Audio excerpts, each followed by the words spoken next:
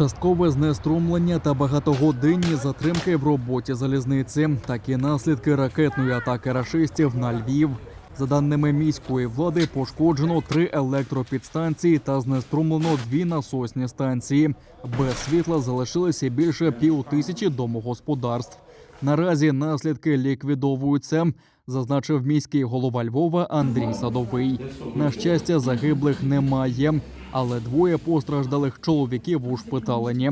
24-річний хлопець у момент удару саме був неподалік власного гаража. Буквально хвилину часу я просто знімаю шолом і дивлюся, як мені в лице летить ракета. Вона просто падає за бетонною стіною, метрів 10 більше там точно не було. Я не пам'ятаю, здається, падаю з мотоцикла, повертаюся, мій гараж взірвався, біля якого я мав стояти.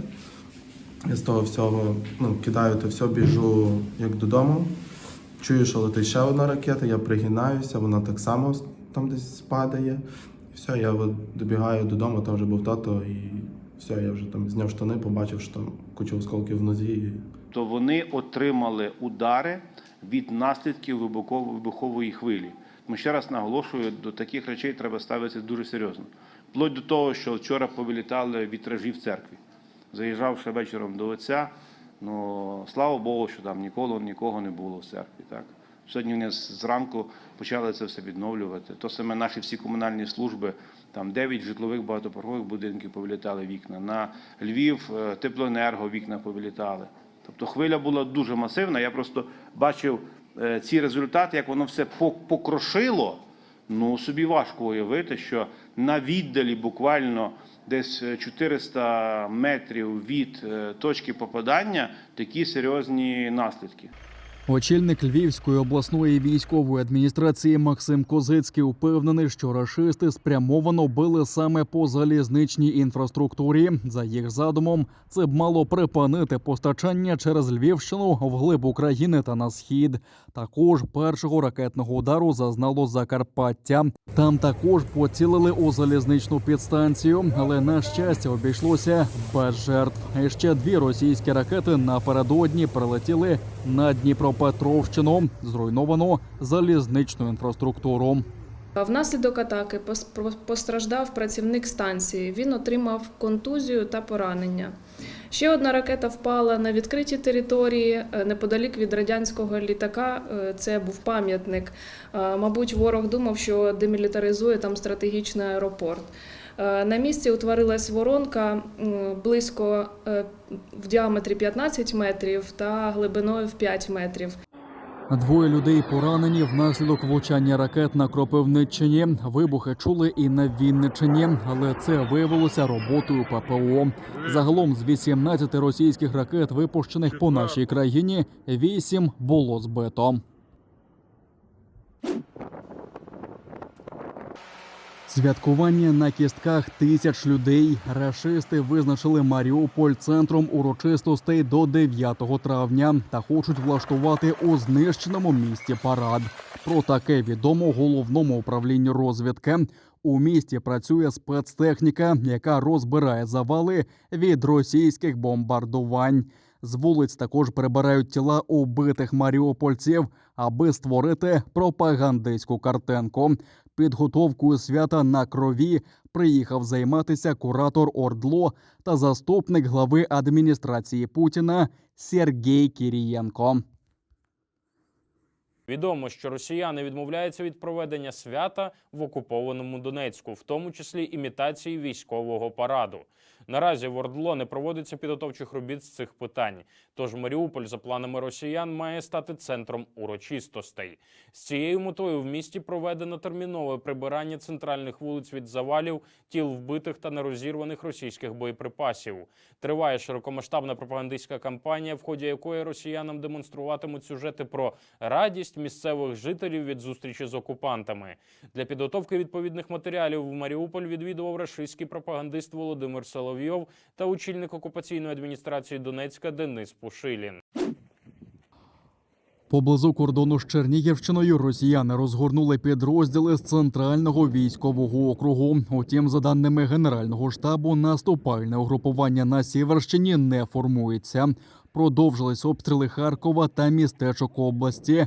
Крім того, ворог безуспішно наступав у бік Довгенького. Українськими воїнами також відбито 12 ворожих атак на Донеччині та Луганщині.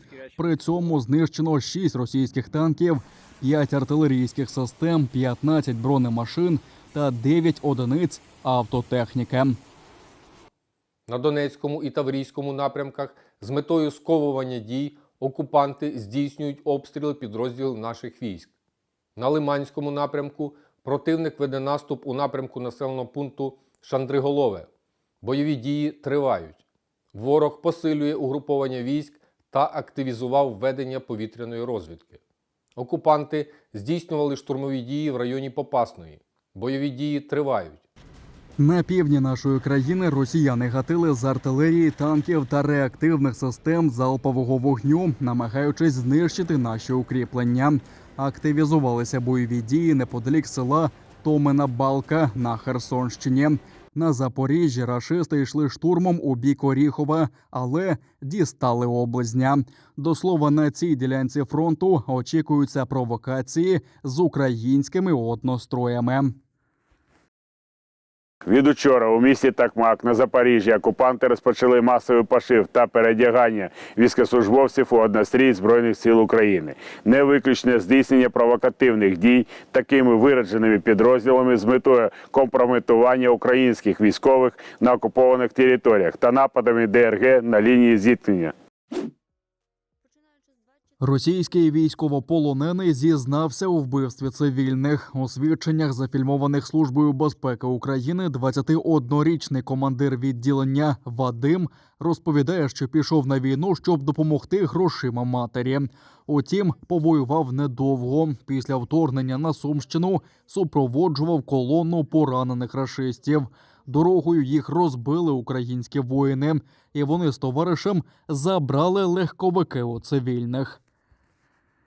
Увидели зеленый Volkswagen, в него открыли огонь, она остановилась, Мальтисов еще один, мы подбежали к ней, развернули машину, догнали колонну, там еще трое подбежало,